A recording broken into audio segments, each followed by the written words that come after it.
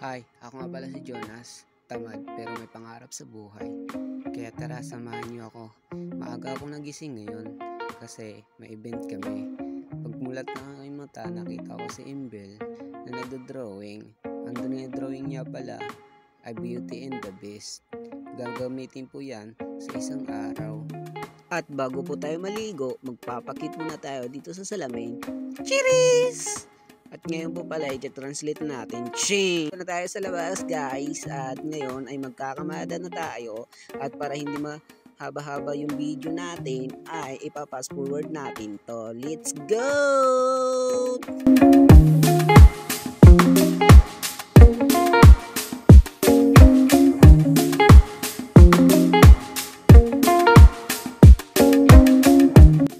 Sa mga oras na yan guys, ay nagmamadali na kami para matapos. At ito na po guys, at natapos na namin. Ito ay papaalis na kami. Bye bye! At nandito na tayo sa venue. At ibababa na naman natin yung mga kinamada natin kanina. Kaya ngayon, ipapass forward natin ulit yung ating video para hindi masyadong mahaba yung oras natin. Kaya let's go!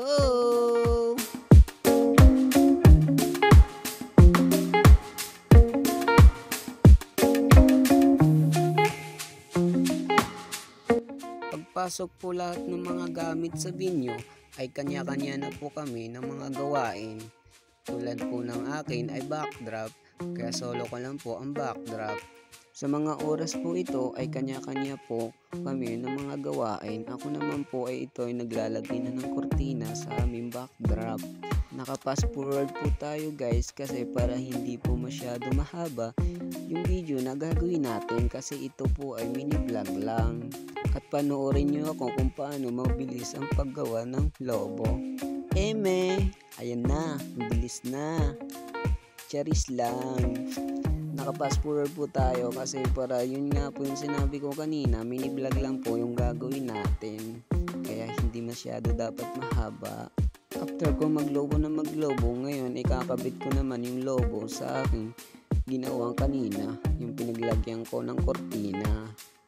Pagpasensyahan nyo na lang guys ang aking boses kasi nga po guys di po ako sanay na mag voice over. Simula pa lang po tayo mag mini vlog. Pinupost ko lang po ito sa aking Facebook account. Dati po kasi ang ginagawa namin ay full video ng mga vlog po ng mga challenge at mga prank at iba pa. Kaya masyado mahaba yung mga ginagawa naming video. Yun guys ay tapos na ako at nilalagay ko naman po guys yung cloud.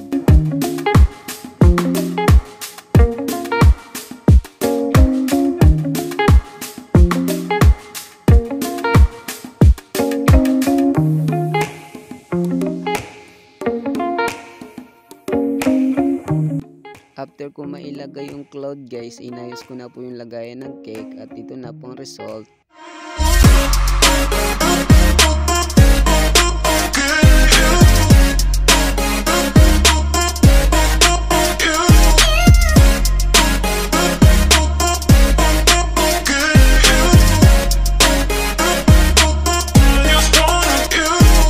At nandito naman tayo sa part na kainan. Kaya nandito ako sa buffet, tamang sandok lang sa mga bisita ng client. At dito na po yung part na tuwan-tuwa ako kasi tapos na kami guys at magbabaklas na kami sa aming pinag-set-upan. Yo, let's go! Dito na naman tayo sa part na nagpa-pass forward tayo para mas mabilis yung gagawin nating video. Feel ko po guys is ang haba na po ng ginawa kong video. Ngayon po guys, nandito na tayo sa ating biyahe pauwi. Let's go! Dito na po magtatapos ang ating video. Bye-bye!